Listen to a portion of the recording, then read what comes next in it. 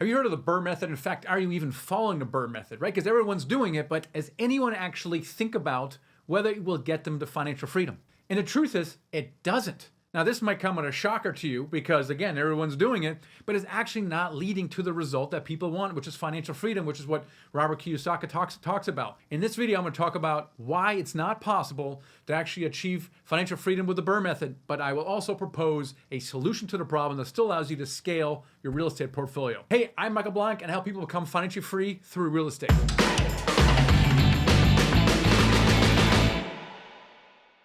The BRRRR method is very popular. Buy, rehab, rent, refinance, and repeat. And it's a great way to get into real estate investing. It's popularized Bigger Pockets and Brandon Turner.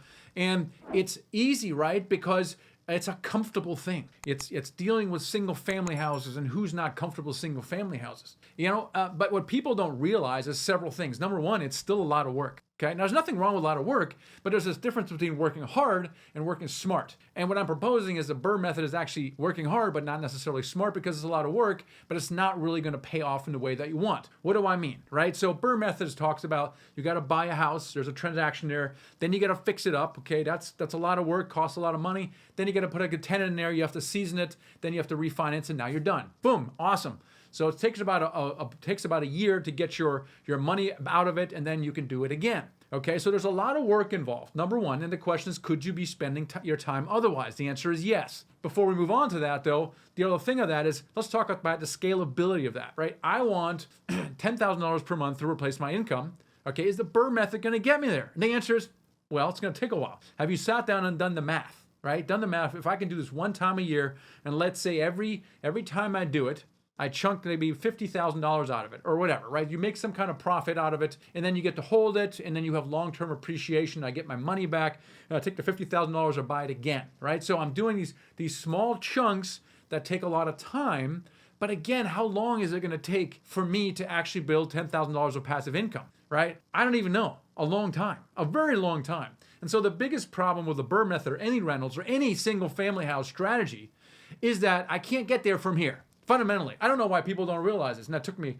I shouldn't be judging too much because it took me 3 years of flipping 3 dozen houses for me to figure out that the fact that flipping houses is actually not passive. And then luckily I did the math on paper that building a rental portfolio, I would have needed 50 rentals to generate $10,000 per month in income. Like 50 houses, are you out of your cotton picking mind? Like holy smokes, right? And so I'm not exactly sure what's wrong with real estate investors in the world, and there's millions of them flipping houses, buying rentals, and pursuing the BRRRR method when they actually can't achieve financial freedom, which is why they're in real estate investing in the first place. All right, now I'm done with this rant here. Let me talk about the potential solution for that. If you're going to use the BRRRR method, why don't you use the BRRRR method on something bigger? Okay, something bigger, not a house, but how about a multifamily apartment building? Okay, because that's what I do. That's what we do. We've built a portfolio of $300 million. And what's interesting about the apartment spaces, and because of our book and our podcast, and I've interviewed so many people, it's the same pattern over and over again. Person starts with a rental or a flip, a second one. I'm going to buy one rental per year, and then I'll get there. And they discover 5 years into it, they're never going to get there from here. They go scratch their head and go, oh, why don't I buy this 4-unit? Then I'm going to buy a 10-unit. And within a year, they're done. It's like that over and over again. Well, I don't know why most people aren't seeing this. And this is really my message to the millions.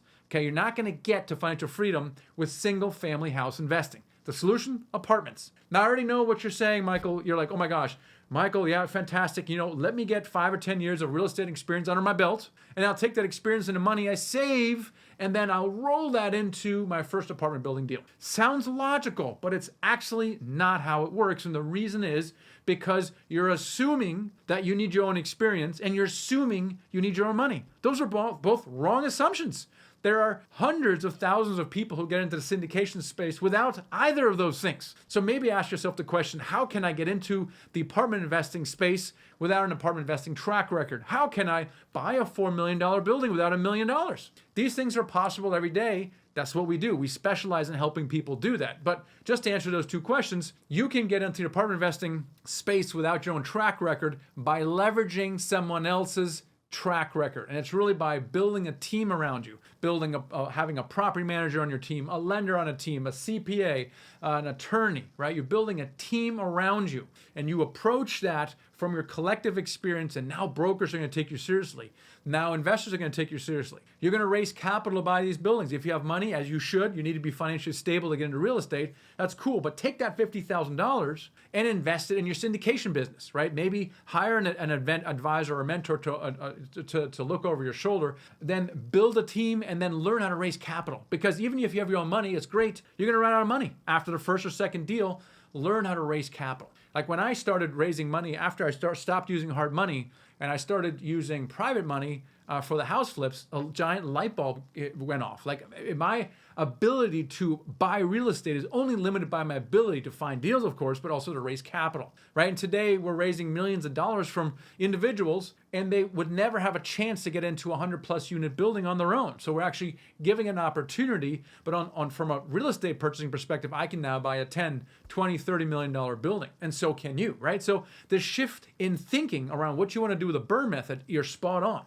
You're going to buy something, you're going to put money in it, you're going to renovate it, you're going to cash out, get the money back and do it again. That's all cool. Would it surprise you to learn that you will put the same amount of work into buying a 20-unit building that you are doing in a single BRRRR method, but the cash flow, the tax depreciation, and the profit are going to be vastly higher, right? And when you hold these things, they generate real cash flow. When you sell them, they generate an enormous amount of profit at the end. So my only suggestion is consider it. Why not apply the BRRRR method to multifamily properties? Now, if you're new to all this stuff, I have just a thing for you. It's called Apartments 1-on-1. It's a free course I've created for people just like you who have done some rentals, done some fixes, and you're scratching your head going, I can't scale this thing. If that's you right now, then check out Apartments 1-on-1, and hopefully it'll really help you scale your real estate investing.